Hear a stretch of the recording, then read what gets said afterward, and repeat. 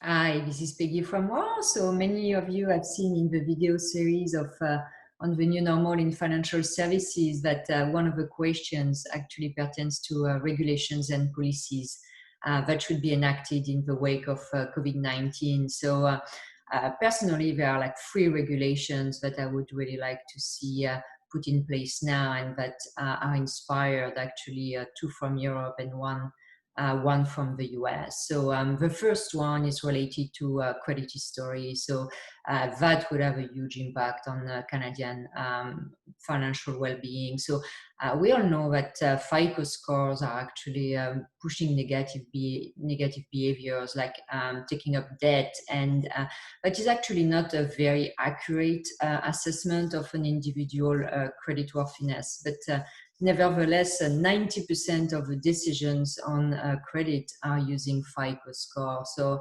it is very, very impactful for the Canadian economy. And in the wake of COVID, we're unfortunately going to see many Canadians seeing their FICO score going down as the Canadian supports go down, because obviously the government is going to taper off some programs in the fall. So it's very important to look at how can we change that system that is already actually not very fair. And that is going to become even more impactful right now. So in Europe, I would say, especially in France, what I've seen when I was living there is you don't have that type of FICO score. The only thing you have is a negative file that if you've had a very, very severe event like a bankruptcies, that's going to be recorded, and only for a certain period of time. So you don't have this situation where you have to take a credit card to repay the credit card to be able to build your FICO score. You're not negatively impacted if you're changing a telco provider. So it's a system that is way more fair, and it's a system that is actually way more sustainable in the long term. So I think now is the right time for regulators to look seriously as creditworthiness is assessed in Canada, as we're going to see, unfortunately, a lot of Canadians who are going to have an impact on their FICO score with all the mortgage delay and all different loan delay, which will stop in a few months. So that's the first thing that will be very important. The second thing is linked to bankruptcies. The bankruptcy law, and that I'm looking at our neighbors in the US. The bankruptcy laws in Canada are way tougher than in the US, as an example. And it's always interesting to see that we compare the entrepreneurship spirit of Canadians with Americans, and we tend to think that Canadians have a lower entrepreneurship spirit. The difference as well, we tend to forget, is the fact that the bankruptcy laws are way more supportive of entrepreneurs in the US. You can even become president of the country having had a few bankruptcies. Without going that far, I think it's extremely important for us to look seriously at the bankruptcy law. I think we're going to have, unfortunately, a wave of bankruptcies coming following COVID. You want to support this entrepreneur who took risk, put everything on the line to build something, create value for the economy, create jobs, create tax revenue.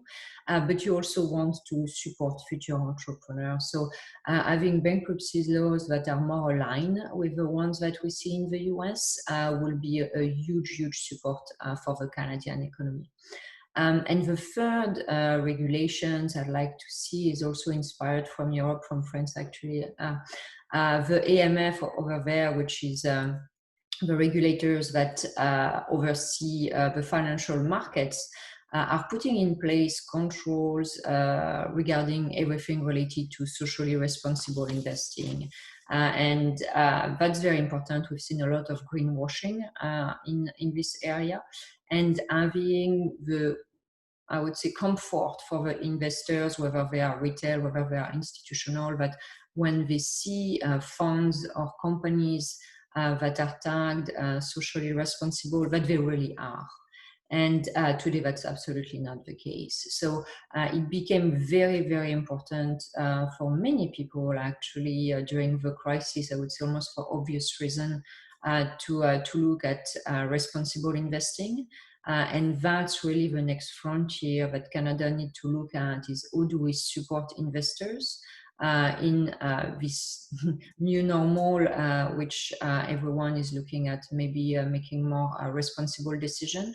How can we allocate that flow of capital, or at least direct that flow of capital toward socially responsible companies and funds, and ensure that this is really actually companies that are supporting the social well-being and the planet. So these are really three of the regulations that I would like to see whether changed, whether enacted, that I believe would have a great impact on the Canadian financial well-being, but also on the overall well-being of the planet when it comes to socially responsible investing. So thank you so much for watching, and if you have any questions, as always, don't hesitate to contact me. Thank you. Have a good day.